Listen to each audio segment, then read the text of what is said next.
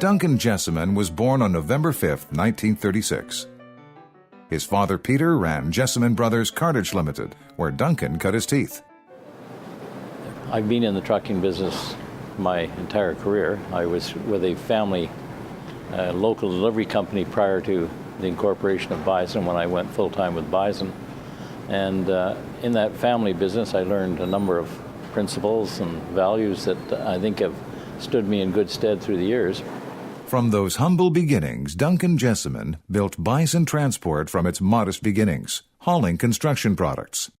Finding that business was too seasonal, Duncan purchased R.C. Owen Transport in 1970, moving Bison into the general freight business.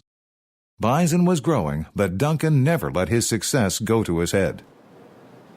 He's a truly humble person. Normally you think about entrepreneurs and it's kind of the last thing you ever think about. I mean, the words that come to mind are, hard driving, decision making, desk pounding, even autocratic.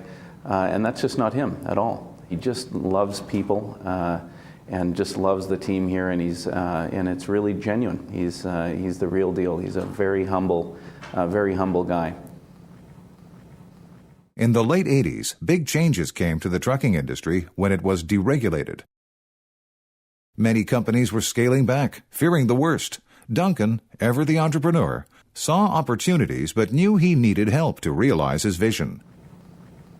When my dad phoned me, I was living out in Vancouver at the time, and he said, would you like to come back to Winnipeg and get involved at Bison, the family business? And I said, well, what's going on there? And he said, well, the industry's completely upside down. It's a regulatory mess. Everybody's downsizing. By far our biggest customer, arguably our only customer at the time, was about to reduce our rates by over 50%. And I just laughed and I said, well, geez, with an opportunity like that, who would ever say no? But that was really the TSN turning point, if you will, for this company. He saw something. I think that's what really makes a great entrepreneur special. They see opportunity when others see chaos and are heading for the hills. I can't really claim the vision for today's success. It took a number of years.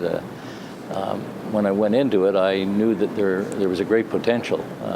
Now, of course, there's 2,500 employees, and there's thousands and thousands, many thousands of pieces of equipment. If you add tractors and trailers up, it's a very large fleet. We have a large footprint in the trucking industry, and I think very well respected. Keeping all of those people moving in the same direction can be a massive challenge. The effectiveness of Bison Transport is rooted in Duncan's principles. It's funny, I heard a definition of culture once. They said culture is what happens when the owner isn't around. He set the tone early and often.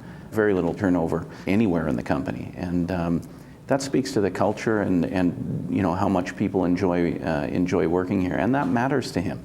That matters to Duncan a lot. The best form of leadership in many cases is leadership by example.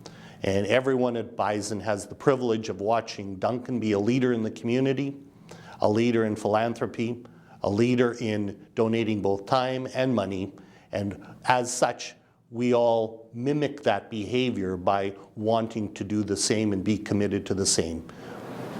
Part of the Bison culture is to give back to the community, and not just corporately, but many of the employees they put in tens of thousands of hours volunteering in this community. Bison has a long list of charities and not-for-profits that they support.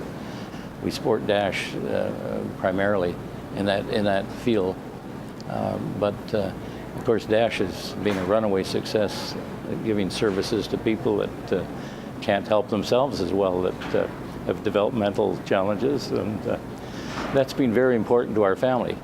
I believe without Duncan Jessiman doing what he's done for Dash, we would be nowhere near we are today. The foundation would not exist. The foundation will ensure the people that we support are looked after into perpetuity. He had the vision to ensure that was going to happen. And without him, I'm not sure where Dash would be in 100 years. But 100 years from now, we will be around and we will be doing a great job thanks to Duncan Jessiman. The story that impressed me the most was the way that Duncan dealt with adversity and the integrity that he displayed throughout adversity. He's had situations that were difficult in his family life. He had health issues. He's had business issues, which from time to time would really test his mettle, and in each case, in a very understated way. He did the right thing. He did it with integrity. He did it with commitment, and he came out on top. I do want to mention my wife, Judy, of course, who's been really with me every step of the way. And of course, I wouldn't have been able to succeed at it if it wasn't for the love and devotion of Judy. But she was also a very good, I would say, ambassador for Bison. I'll give you one little example. She was on the board of Dash Inc. for a number of years, and they used to meet at the corner of somewhere near Grant and Kenniston. So after a meeting one day, she was sitting with a well-known banker who was also on the board of Dash. And there's a number of Bison units rolling by. It's always known as the clean fleet, so people like looking at it, and they're sort of admiring these Bison transport units. And the banker said, well, Judy, you probably know how I could get a meeting with the owner of that company. We should be doing business together. So Judy, very quickly, she'd heard all my complaining. She very quickly said, well, how about would tomorrow morning work? So I'm sorry getting silly about it, but that's really what happened. And we established a relationship with that bank, which is still very strong today. The personnel have changed a bit, but the relationship is strong and mutually beneficial. Duncan is a true gentleman.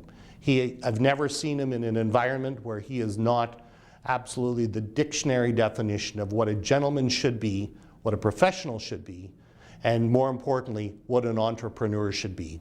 There's risk, there's opportunity, let's measure them, and let's move forward to seize them. Duncan Jessiman may have built Bison Transport into the largely successful company that it is today, but he's not done growing yet. I want to see Bison carry on and succeed. I think they're positioning it now, putting a lot of the infrastructure in place to become a billion-dollar corporation. So maybe that's when I leave, when they reach that milestone. For Duncan, his hobby is as tough as his business. It's too tough a game. They're making the courses a lot more difficult, a lot longer, a lot harder now, a lot more sand, a lot more water. Gee, golf balls today, the modern golf ball has a mind of its own. It goes in the water, it goes deep in the bush. I think it's scared of the dark. It won't go in the hole when you want it to. So, no, I can only work so long in golf, and I want to spend more time with Judy and with our grandchildren. I get a great pleasure out of doing that. So I think that I'll spend a lot of time on that in the future as well.